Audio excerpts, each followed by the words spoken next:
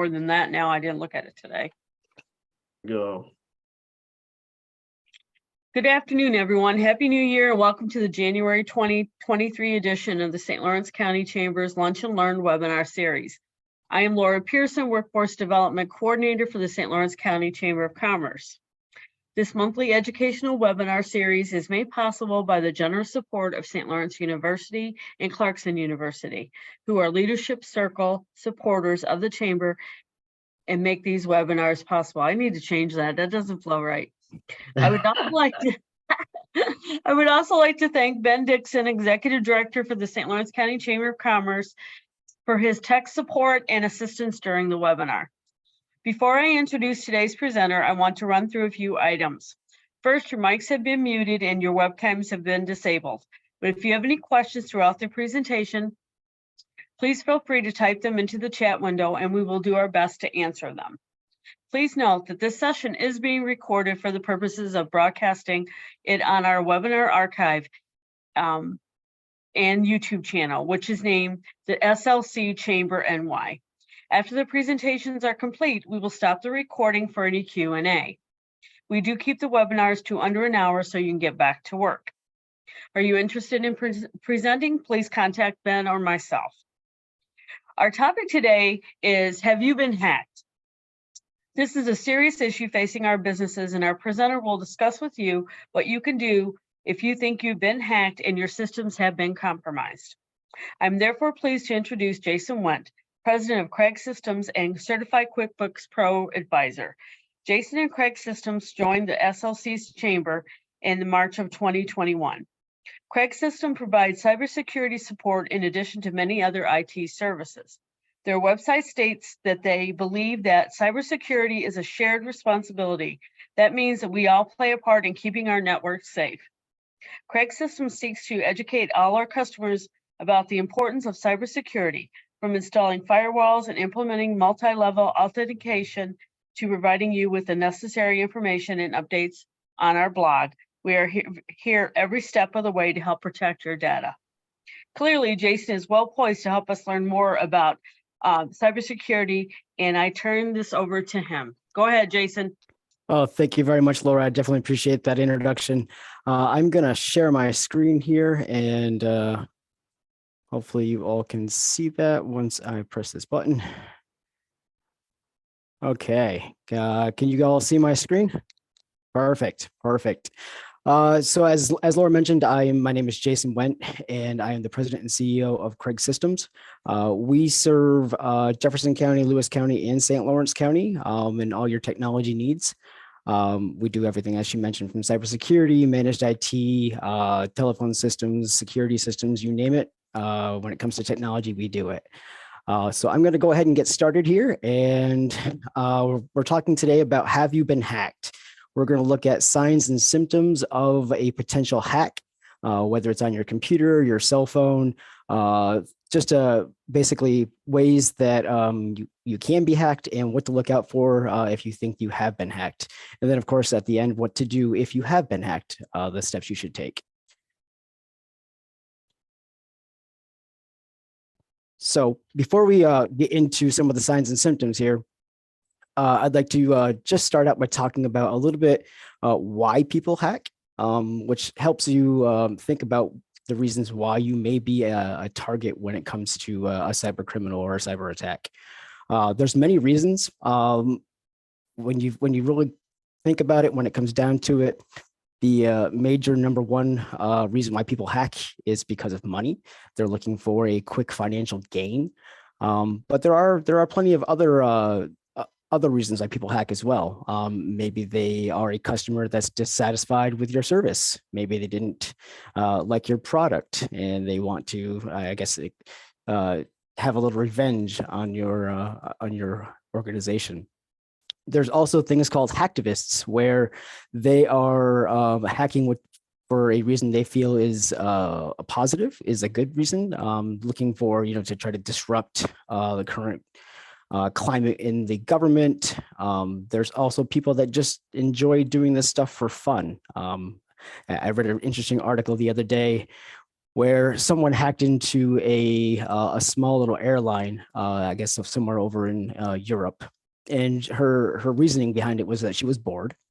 But she was able to actually find the FBI's do not fly list, the banned list there, which I thought was kind of scary that that information was out there. But her reasoning behind it was that she was bored and just looking for open servers or open companies that she could get access to. She said it took her less than 30 minutes and bam, she was in and accessing their entire system. So there's plenty of reasons why people hack. Most of the time it is monetary related.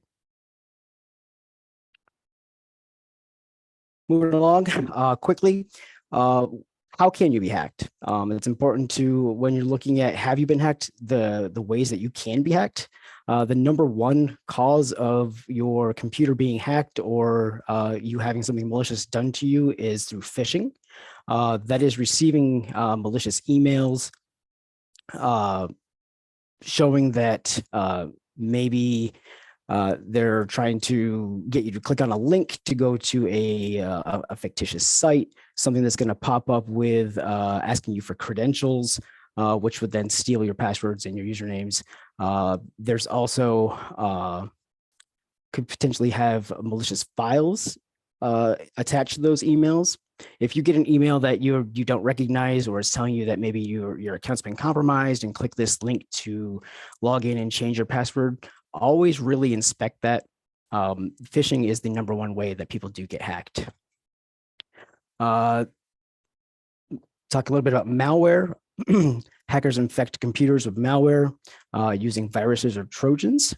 So they may mask a download file that something that you're expecting. Let's just say you were downloading Microsoft Office. Well, maybe the site that it took you to was not Microsoft and you clicked on the link. The file that you're downloading will be considered malware. Once it's on your computer, it can then control your devices. It can access your keystrokes. It can do a lot of different things. Unsecured networks. So when you are out, let's say you go to the coffee shop and you decide that you wanted to connect to their wireless, and while you're on their wireless, you happen to check your bank account.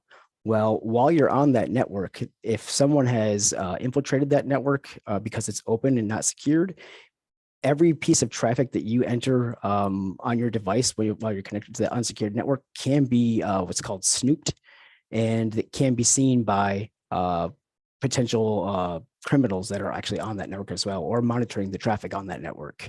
It's never a good idea to sign into or attach yourself or your cell phone or your devices to an unsecured network because you don't know what may be on that network as well. Another way is through outdated software. Hopefully everybody in this call today is not using Windows 7. You'll see the little graphic to the right shows that you want to download your selected updates. There's 168 important updates. Thankfully, that doesn't look like that anymore in Windows 10 and Windows 11, but from Windows 7, that's exactly what it used to look like. 168 important updates. That would definitely show that you have outdated software. When Microsoft and when companies push out new and updated software patches, things like that, it's usually to fix a vulnerability that they found or that someone has found within their software. So it's important to make sure that you keep your operating systems, your software, anything that comes with an update or that you get prompted for an update. It's important to make sure you go ahead and do those because 99% of the time it's patching a vulnerability or something that someone has discovered that could cause your system to be vulnerable. Another way is through social engineering. They find you on LinkedIn, they find you on Facebook, those kind of areas. And what they do is that they will use psychological tactics to try to trick a user into revealing their sensitive information. So they will see that you are let's just say it was an accounting person and you were the payroll person. They are going to find out who else works at that same company. And I see this all the time with a few of our clients, that they receive emails from people that are pretending to be one of their employees, asking them to change their bank account in the HR file or in the payroll system. It happens a lot, and that's what's considered social engineering. They find out who is operating as HR or accounting at a company, and then they're going to try ways to try to fool you into making mistakes or sending money to a place that's not legitimate. Another way is through remote administration tools. A hacker can install what's called a RAT into your targeted computer and then gain access to your computer remotely. So you'll see, let's just say TeamViewer, for instance, everybody's kind of familiar with that. That is what's considered a remote access administration tool. So if you leave that open and you allow incoming connections that aren't secured or require a password, anyone that knows that address or knows the address of your computer or can get to your network can find that and then actually access the things that are on your computer and everything your computer is attached to. So those are just ways that you can be hacked. So I think it's always important to start by just talking about that before we get into the piece of discovering if you have been and then what to do if you have been. So have you been hacked? There are common indicators. I mean, not everything is going to be as night and day as what you see here on the screen, but there are common indicators. Are you receiving strange errors that pop up on your screen? Are you getting asked to, let's say yes to install a file? Are you getting the blue screen, that dreaded blue screen of death, as they call it, where it's constantly your drivers are having errors or things just aren't operating correctly? When you see that, that could be a sign that you have something malicious on your computer or there's a piece of software on it that shouldn't be. Unknown programs. So I'm sure everybody on the call is familiar. If you install new software on your operating system, Windows likes to give you this little yellow pop-up. A lot of the ones you see here in the center or down to the left-hand side, asking if you don't have administrator rights, asking one for a username and password to be able to install it. But if you are the local admin on your PC, it's going to give you that little warning down in the left-hand corner. This software wants to install, the publisher is, let's just say, unknown. Are you sure you want to install it? If you see these popping up when you're not actually trying to install software, that's a sign that there's something there that could be malicious. So always pay very close attention when you see those kind of pop-ups. If Windows is trying to warn you that something is trying to install and it's not sure that it's valid, pay very close attention to that, because it could have been you accidentally clicked a link in your email. It could have been somebody sent a file over email and you accidentally clicked on it and it's trying to install on your computer automatically. Pay very close attention to any of those kind of pop-ups, because that, once you say yes, it will go through and start the process of installing that malicious file. Are you receiving extortion emails? So this is also a common indicator that you may have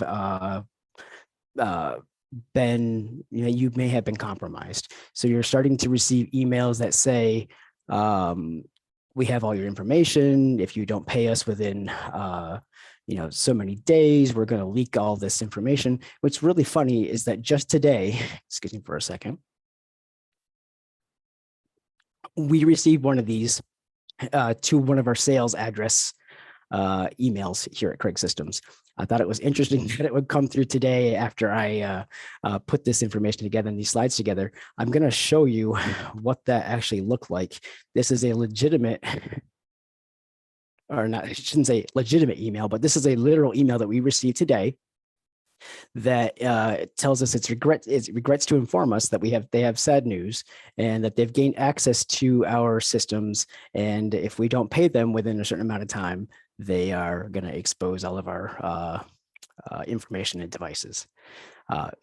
This is definitely malicious. It's fake. It's definitely not something that I want to click on or transfer them $1,370, it looks like, in Bitcoins. You see these kind of things, you should really look into your systems, make sure that things are secure. This one is an obvious fake, but there may be others where they have actually been able to infiltrate your system and they are trying to hold your information, let's just say ransom. So look for these kind of emails that may be a sign that somebody has access to either your network or your actual computer itself. Get back on my screen here. Unusual sign-in activity. So a lot of us now, if we have, let's just say, bank accounts, we have Gmails, any of those free email accounts, you'll get notified if they receive a sign-in request that's from a location that is not typical. So I receive them every now and then. If I'm at a customer's location and I try to sign into one of my accounts, I'll get an automated email telling me, "Are you sure?" Or I get a pop-up on my phone, "Are you sure that you want to allow this sign-in? We just noticed that someone, outside your area or someone that's not in your normal locations is trying to access your account." Pay very close attention to this because this could be a sign that someone has your username and your password. You don't typically get these if they fail the password check, but if you're getting these, you always want to make sure that you check whatever account that they're looking at. Now, I'm gonna warn you: don't click on links that you may find in these emails. So you may get an email that says, "We detected unusual activity. Sign in here to secure your account." Don't click those links.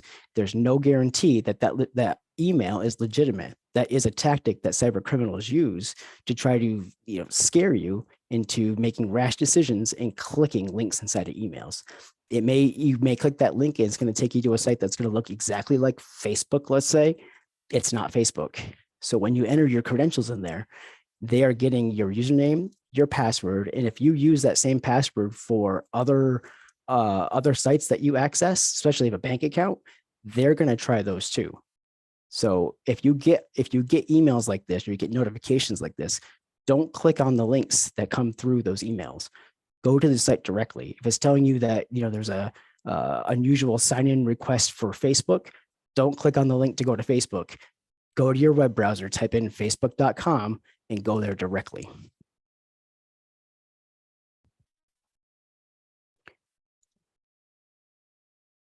So what do you do if you notice any of these things actually come through?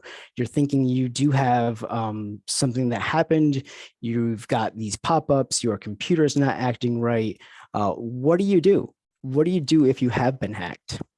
First, don't panic. That's the worst thing you can do because then you start making irrational decisions, clicking on links, doing these kind of things that may lead to more vulnerabilities or may lead you down a further path where you're giving them more access than you need to.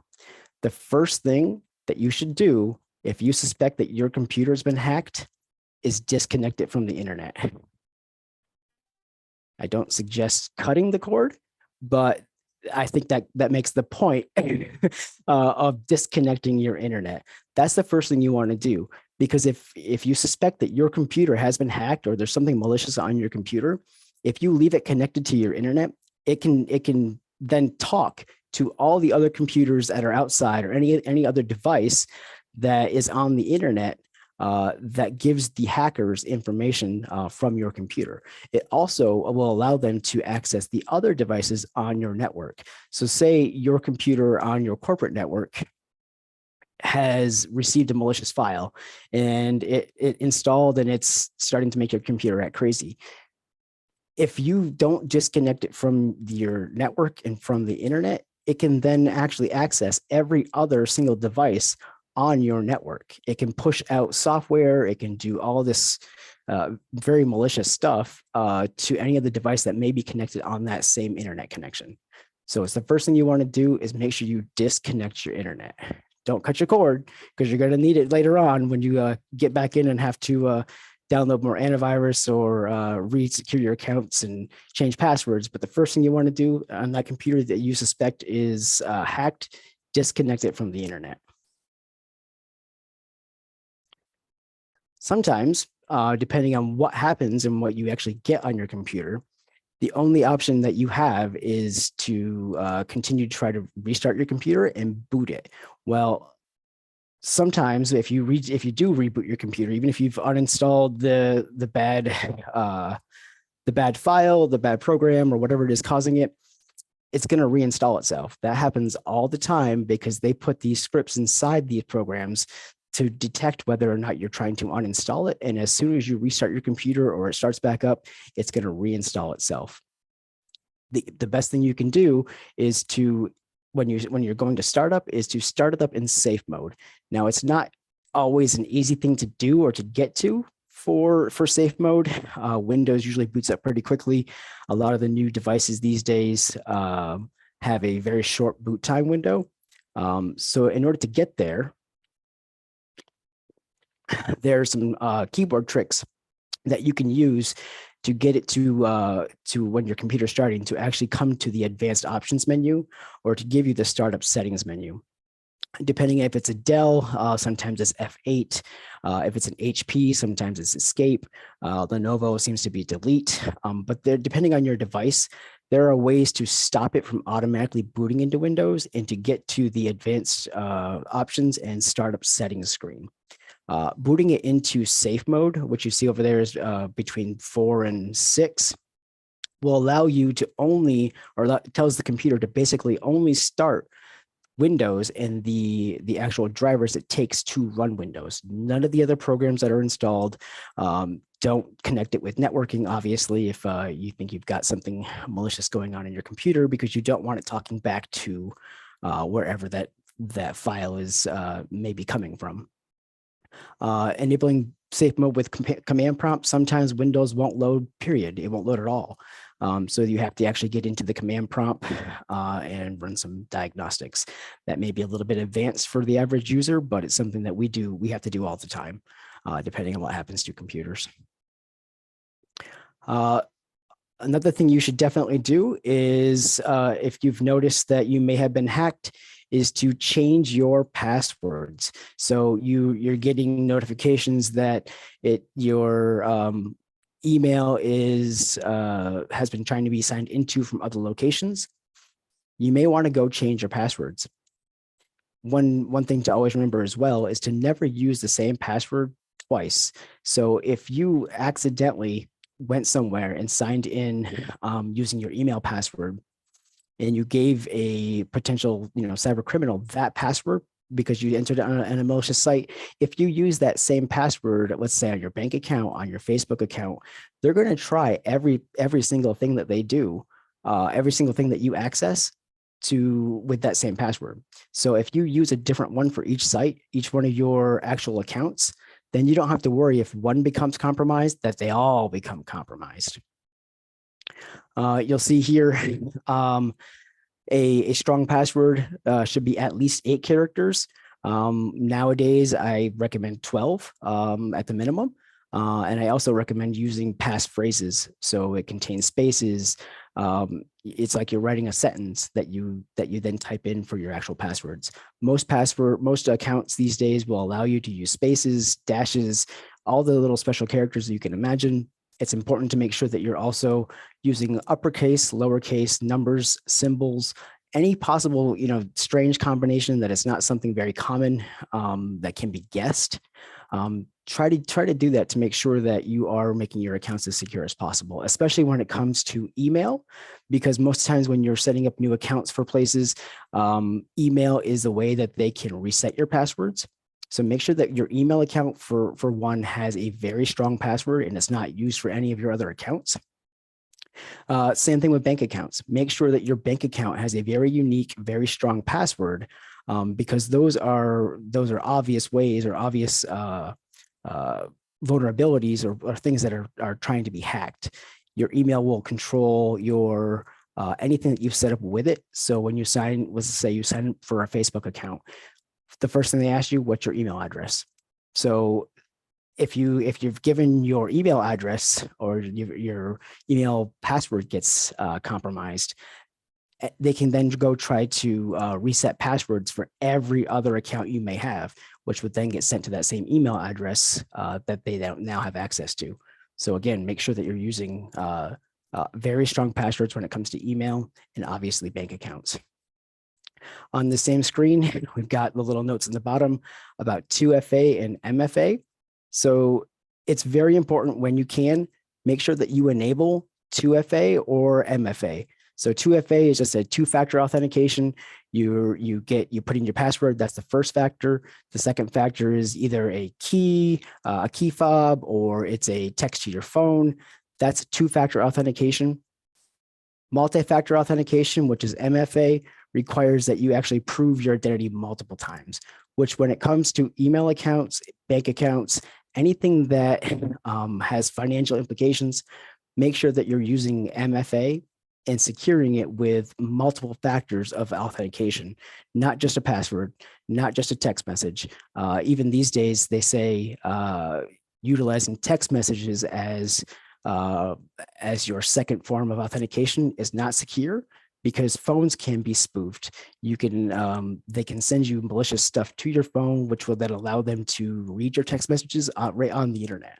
So they're saying that that is not an actual valid method anymore to actually secure your accounts and provide a second factor of authentication. You want to use an authentication app. Most of the big providers have them. Google has their own authenticator app. Microsoft has their own. I know Authy is another one that we use all the time, AUTHY.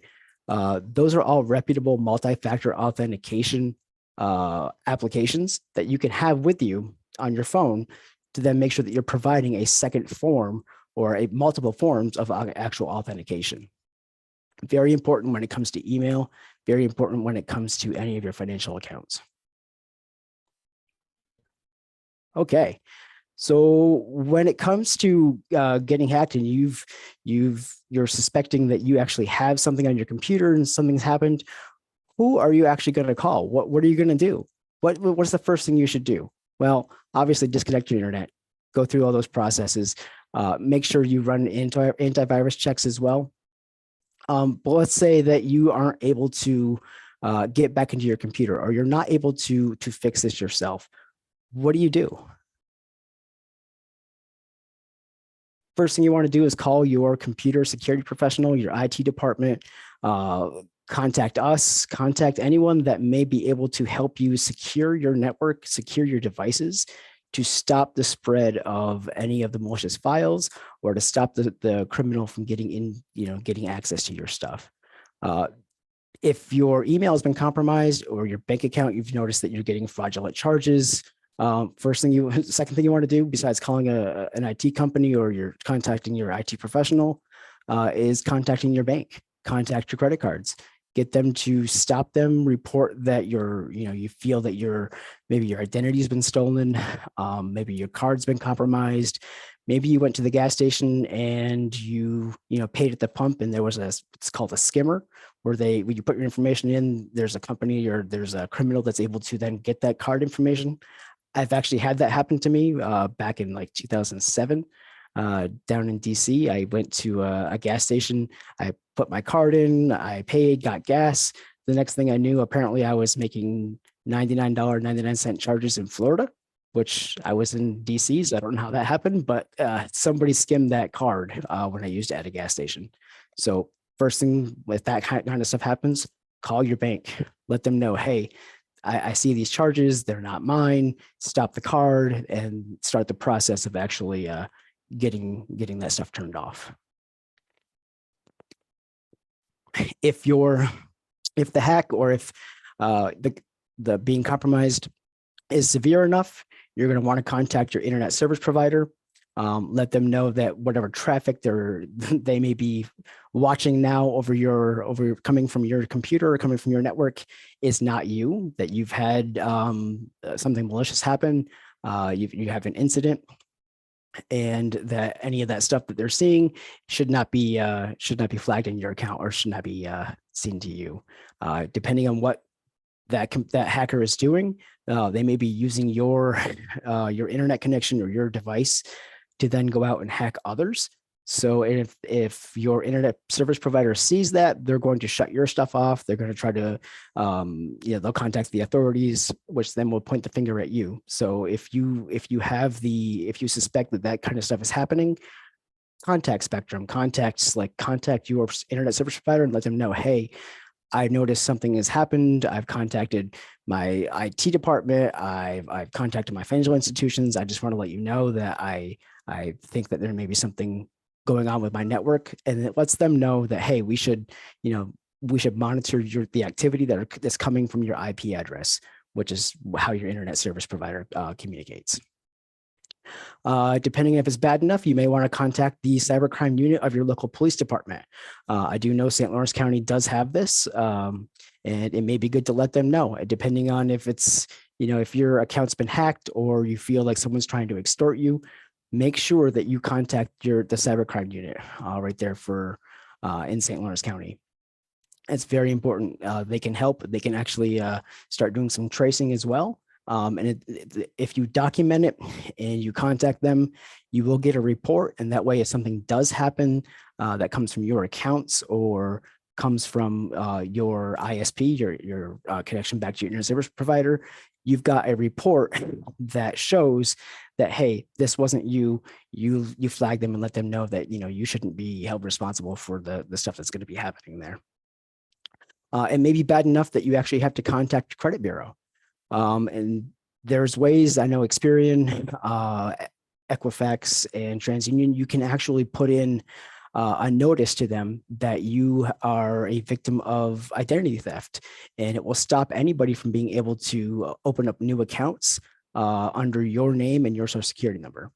If you've had your identity stolen, or you've had your bank stuff compromised, and you feel like maybe they have access now to your history, your social security number, anything they can use to try to open up another credit account, you may want to let the credit bureaus know that as well. They can put a flag. They will watch your accounts. They will alert you if anybody tries to open up accounts under your name. Contact your employer. So depending on where the hack happens or what actually happens from it, you may want to let your employer know. If it happens at work, you want to let them know first. Let them know that, hey, something's going on my computer, and I'm worried that it may infect other devices on the network. Even if you're working from home and you actually have to VPN back into your employer's network, make sure you let your employer know. Don't be embarrassed about it. These days, honestly, it happens every day. One thing that's kind of been a shocking shocking news recently here is that cyber criminals are no longer just targeting the large guys, the guys with all the money. They're targeting small businesses because they realize these large companies are now taking cybersecurity very seriously, and they have the funds behind them to invest in, firewalls and all the advanced security measures that smaller businesses don't have. So they're really targeting the smaller businesses now because they realize that, you may not have your systems up to date. You may not have an internet or an IT company. You may not have someone that's, you're working with to help keep you secure. And they're targeting smaller businesses. Yeah, the payoffs aren't as big, but if you just hack more of them, then it'll end up being the same. And it tends to be a lot easier to hack the smaller guys because you don't have the resources, to have, let's say, an actual network security department inside of your company. It may be bad enough that you want to contact the FBI. So we see a lot with ransomware. We've heard, I'm sure everybody up there has heard as well. There have been a few healthcare institutions in the area that have had ransomware incidences. The FBI does get involved. A lot of times the crime is severe enough that the FBI wants to be involved. They want to make sure that any information that's transmitted back and forth, that they know what's going on. And if they're asking for ransom, if you've got ransomware, they definitely want to be able to try to track that, those transactions where they're giving you Bitcoin addresses. I can't go through all this without telling you the importance of creating a disaster recovery plan and an incident response plan. So I don't want to say it's a matter of if it happens, it's a matter of when it happens. These days, everybody is a target. There's nobody out there that's safe. You could be a one-person business. You could be an individual sole proprietor. You could be a large multinational business. Everybody is an absolute target. So what you have to come up or have to start thinking of having a disaster recovery plan in the event that you have to go through what we just talked about today. First thing you should do with doing that is to try to assess your risks. What do you have that you want to protect? What accounts do you have? What data may be vulnerable or may be beneficial for some hackers? Think about that and try to identify your critical systems, your accounting files, your CRM, all your customer files. If you're a healthcare institution, obviously all of your EHR records and your EHR programs, your HR files, those kind of things. Identify areas that should be very secure and which may be a target for some of these hackers. The more information they can get, obviously, the better it is for them. So think about what they may be trying to access if they do get into your computer or to get onto your network. And then go through and develop a plan. Outline the steps that you should take, that your organization should take to respond and recover from a cyber incident. So identify who are you going to call? What are you going to do? Make a plan. That way, when it happens, not if it happens, when it happens, you're prepared and you can go down your checklist and you can assess it and take action immediately. You also want to make sure that you test your disaster recovery plan and update it. We do this one time and 2 years from now, we think about it when we actually need it and it's no longer relevant.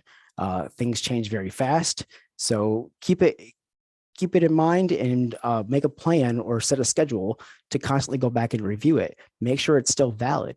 Make sure that if you have an on-site file system and you moved to the cloud 2 weeks ago, make sure you update your disaster recovery plan. Say, okay, now that I don't have physical on-site file storage, now I need to think about protecting my cloud storage. When you're looking at your plan, prepare for backups. Make sure that you have backups of your most critical data. If something happens to your system, any one of your systems, any one of your employees something happens to them and they get ransomware, or they get a malicious file on their computer, it can affect your entire network. So make sure that you have recent updated backups of all of your stuff, just in case that does happen.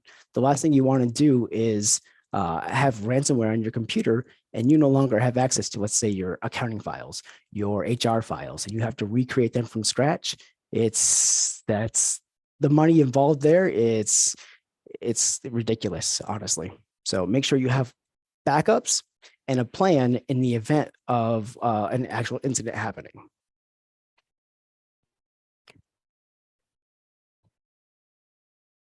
Okay, so I'm going to stop there. I don't know why I got all blurry on my screen, but I'm going to stop there and open it up for some questions. I know I covered a lot of stuff. So if anybody has any questions or want me to explain anything in specifics, just let me know. Laura, do you have any closing comments before Q&A?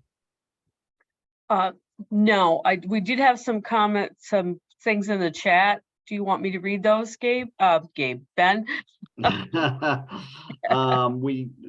Sure, fine. Ben said, oftentimes if you hover over your cursor over one of the links that are in the hacking email, you'll see it's a different address than, say, the right Amazon or the correct banking email.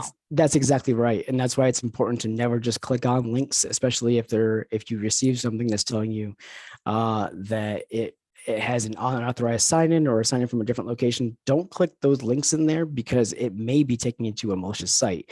If you use your mouse and hover over top of it, you can see where it's going to take you. But even now, those things are being spoofed as well. So Mhm. even if you hover over it and see that it's taking you to facebook.com, it may be using a Cyrillic character inside of the actual address. And so it may not be facebook.com. It may have in your O, maybe a 0. They may be using little ways to try to make you think it's going to take you to the right place.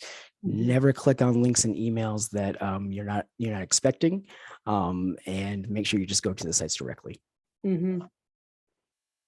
And then, let's see. Dorothy Gilmore said password managers like LastPass are a lifesaver. You like that one, Jason? So yes, and I use LastPass myself. Now it's not guaranteed. They did have a breach here recently in December that they've updated all their users about, that someone did access their systems and they were able to pull users' information from their cloud storage. But here's the thing: if you've got a very secure password, the longer you make it, the better. If you've got uppercase, lowercase, you've got spaces, you've got symbols, the harder you make it, the more impossible it is for them to try to crack your password. So I use LastPass myself. My password probably is like at least 24 characters. It's really long. It's a sentence I write every single time. So I'm not too concerned about it, but it's even password managers can be hacked. I'll tell you one thing to always think about and make sure that you don't do is save your passwords in your browsers. These days, Microsoft Edge, Google Chrome, Firefox, they all offer to save your passwords. Never, ever, ever, ever, ever do that. That is not secure. If you accidentally, add an extension into your browser, let's say for LastPass, which will then, be able to see the sites you go to and offer you passwords. If you actually install a malicious extension, it then gets access to all of the passwords and all the usernames that you saved in your browser. So never do that. Okay. Mike, is that you, Ben? Recommend you test your backups to make sure you can restore your data. Because it doesn't do you any good to have your backups if you can't get to it. That's exactly right. Exactly right. So it's not just a matter of making sure your systems are backed up, but test that inside your disaster recovery plan. Make that an actionable item to go in and test it. Can you actually restore your systems from a backup? We constantly test that. We have action items that we take for clients all the time, where we'll go in and make sure that all the data that's being backed up can actually be restored in the event something does happen. So it's important to do that. Okay. Kristen says, another point to make, what information is looked at taken is important. New York State Shield law requires notification of any private information that is taken, such as social security numbers, driver's license number, account number, credit card numbers with security codes. There may be some legal implications that go along with your security breach.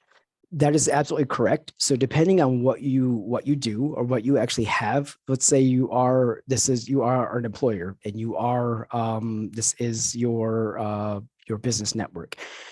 Your HR files, your HR data, that has private protected information. It's got your employees' social security numbers. It's got what's their wives' names, it's got their addresses. It's got all of that personal and private protected information. If your work network is breached, you do have to follow those protocols and let them know, hey, my system's been compromised. They may now have access to my employees' personal protected information. So that's exactly right. Okay. Mike says, recommend implementing NIST security standards in your environment.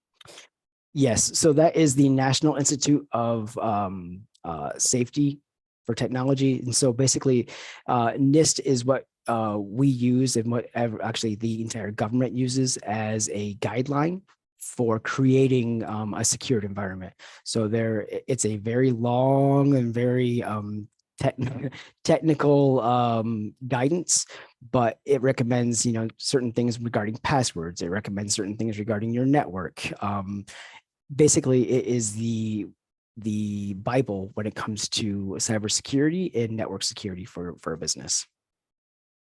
Ben said, here's a good password.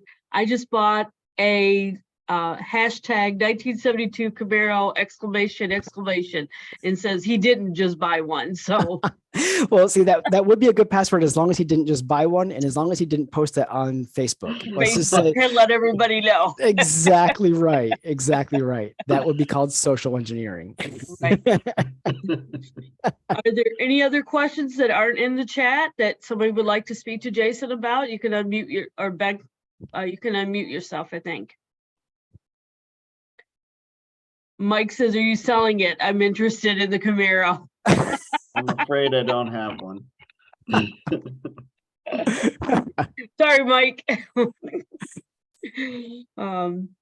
That's funny. On that note, also speaking of Facebook and posting that stuff out there, be very careful when you are on Facebook and you see those lovely little quizzes and things that people like to share saying, oh, do you remember your first grade teacher? Be very careful sharing that information. Same thing with, oh, what was your first car? Be careful because a lot of times those are your security questions for resetting passwords. So be very careful with any of that kind of information. Mm-hmm. Just share what food you're eating today. That's all you need to share on Facebook. That's all you need to share.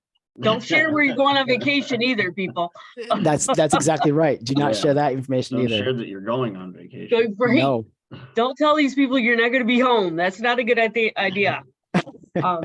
Okay, it's 12:48. Are there any more questions?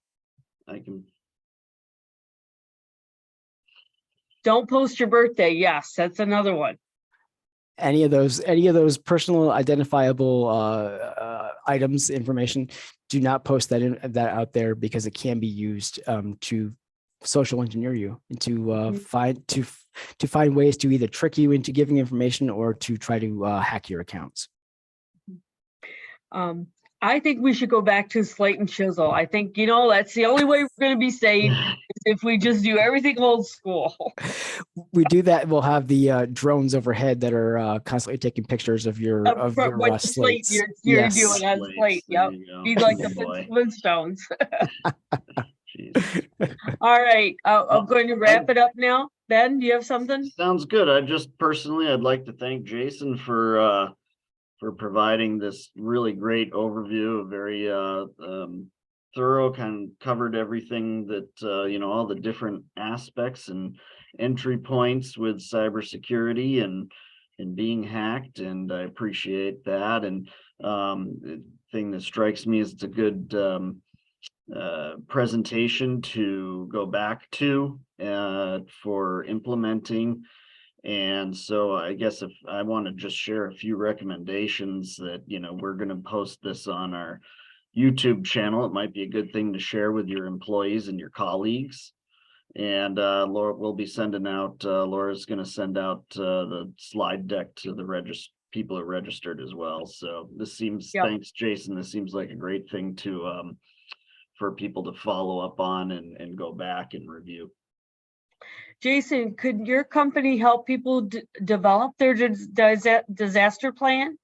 Absolutely. That is something that we do offer and something we do all the time. So if you're interested in getting one of those set up, let us know. We'd be happy to work with you to create a disaster recovery plan, an incident response plan, and test your backups. Yeah, there you go, people. Okay, thank you, Jason, for your time and sharing your expertise with us today. Thank you, everyone, for joining us. I hope this hour was valuable to you in providing useful information on how we can keep ourselves safe from hackers.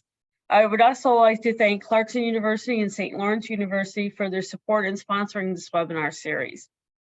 Follow and like our Facebook page to stay up to date with what's happening at the Chamber and to register for our next webinar. Our February topic, Ways to Live Local in 2023, on Wednesday, February 8th, will be presented by Ben Dixon and Brooke Rouse from the St. Lawrence County Chamber of Commerce. We are also hosting a Love Local B2B happy hour on Wednesday, February 1st from 5 to 7 p.m. at Maxfield's and Potsdam. Business resource event at Northwest Tech in Ogdensburg is scheduled for February 15th. and our nonprofit conference on Tuesday, February 28th at the Best Western in Canton.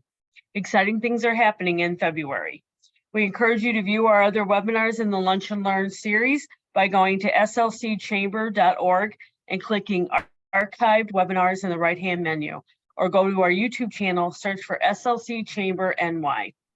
Also, if you know of any businesses that would benefit from membership in the St. Lawrence County Chamber of Commerce, please do refer them to us. We can be reached at 315-386-4000 or at info@slcchamber.org. Interested businesses can also learn about our benefits and apply for membership at www.slcchamber.org. Thank you again for joining us and have a great afternoon. Thanks, guys. We are out.